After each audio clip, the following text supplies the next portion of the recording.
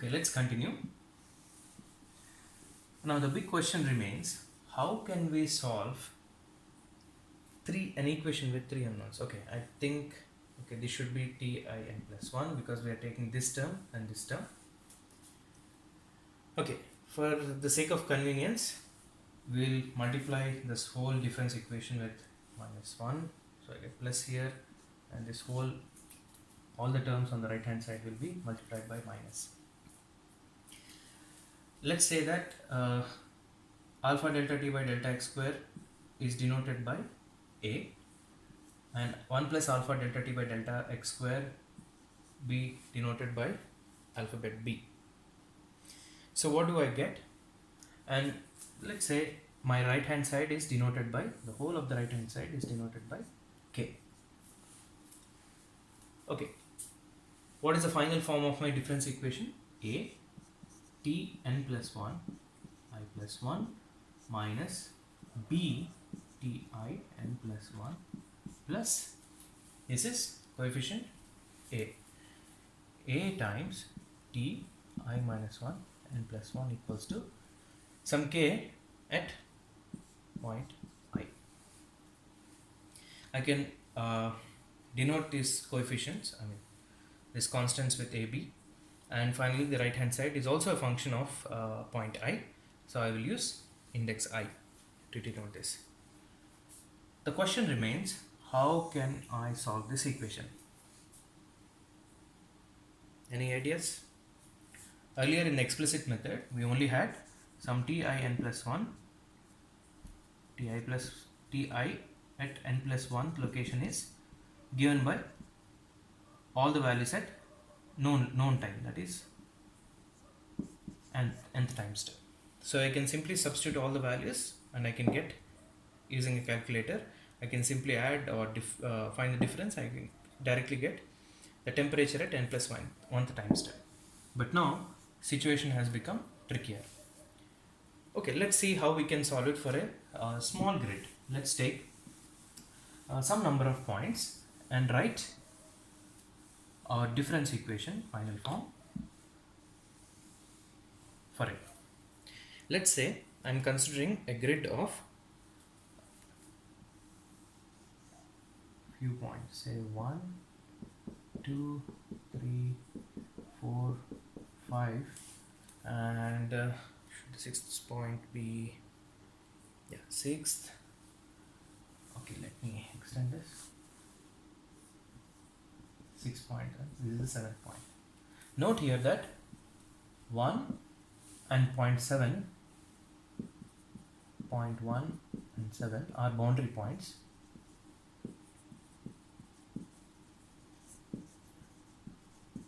And the value of t1 and t7 are known at all time steps.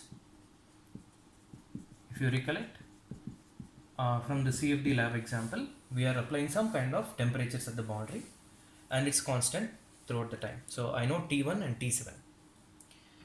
Let me write the difference equation for all these internal points, that is 2, 3, 4, 5, 6.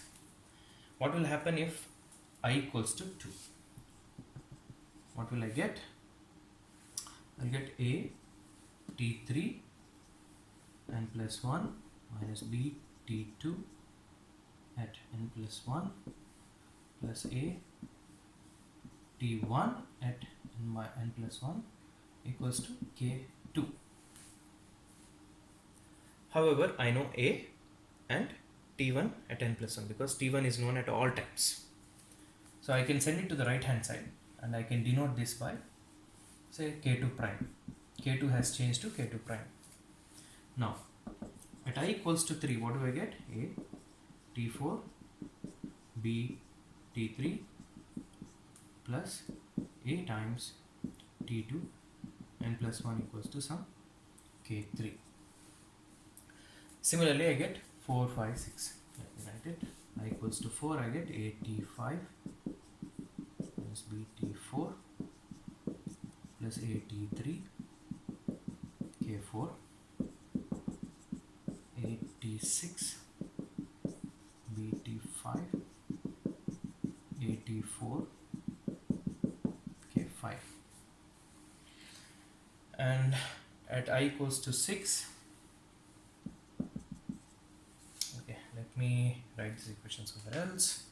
For reference, a t n plus 1 I plus 1 minus b t I n plus 1 plus a t n plus 1 at I minus 1 equals to ki. Now I can rub it off.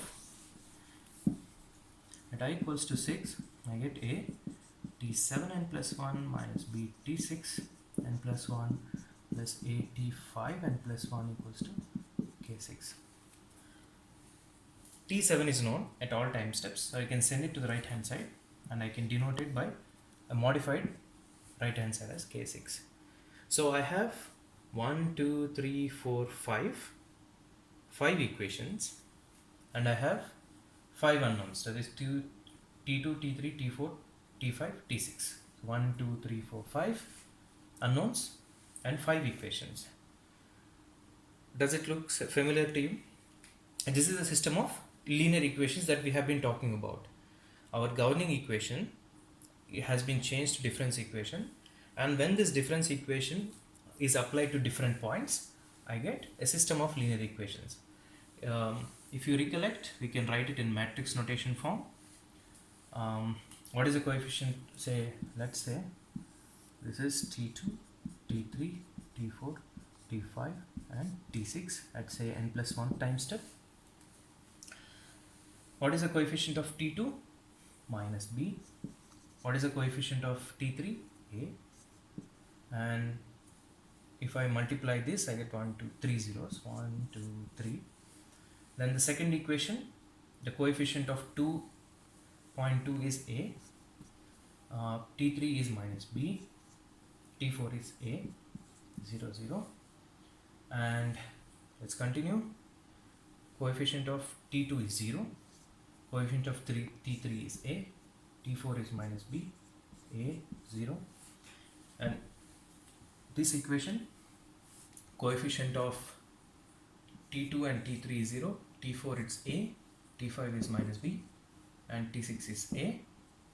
And the final equation that we get here is the coefficient of T5 is A and coefficient of T6 is b. And I get 3 zeros here. On the right hand side, what do I have? K2 prime, K3, K4, K5 and K6 prime. If I invert this matrix, I can simply get, this is of the form Ax equals to B, where x is the unknown, B is known, and A is the matrix that we need to solve. Okay, similar to Ax equals to B, linear system. If you can see, if you can note here, I have only diagonal elements as non-zero, and the non-diagonal elements are 0. That diagonal elements are non-zero and non-diagonal elements are 0. And the bandwidth of the matrix, that is the number of diagonals which are non-zero, are 3. 1, 2 and 3. This type of matrix is called as tridiagonal matrix.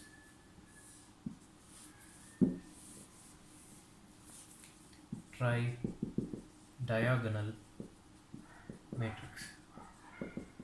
And this type of system is called as a tridiagonal system, and this system can be solved using an algorithm called as Thomas's algorithm. We will see what it is. Thomas's algorithm is a simplification of Gauss-Seidel algorithm for tridiagonal, pentadiagonal and heptadiagonal systems, system of linear equations. So as you can see here, to find out the temperatures at n plus 1 time step, I have to go through a lot of computational power. I need a lot of memory to store all these elements and a lot of computation power. If you compare to the simplicity of the explicit method, that is Tin plus 1 at I is equals to Tin plus alpha delta T by delta x square, Ti plus 1 at n minus 2Tni plus Ti minus 1 at n time step. It's quite simple.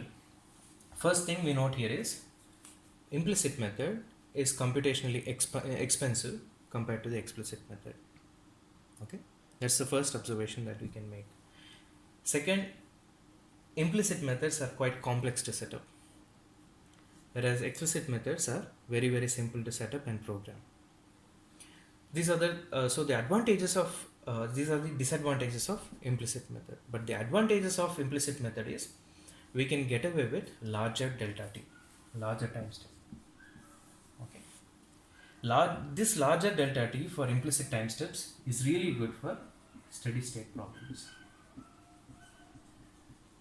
Okay, steady state problems are those where the variables are not a function of time. In those cases, what we do is, instead of physical time, we move in non-physical time to get to the solution, and the larger the delta t, the faster we reach to the solution. Okay, the larger the delta t, the faster we can reach to the solution. That is where implicit methods are used heavily in the industry. If you have highly unsteady problem where your delta t is very very small physically, for example, you're looking at turbulence and the time scales are very very small, that is the flow changes are very very sensitive in time, it's highly unsteady flow. In those cases we can happily the delta t itself is quite small, and in those cases we have to use explicit method. So unsteady problems, if you have highly unsteady problems, explicit methods are good. If you have steady state problems, implicit methods are much more suited.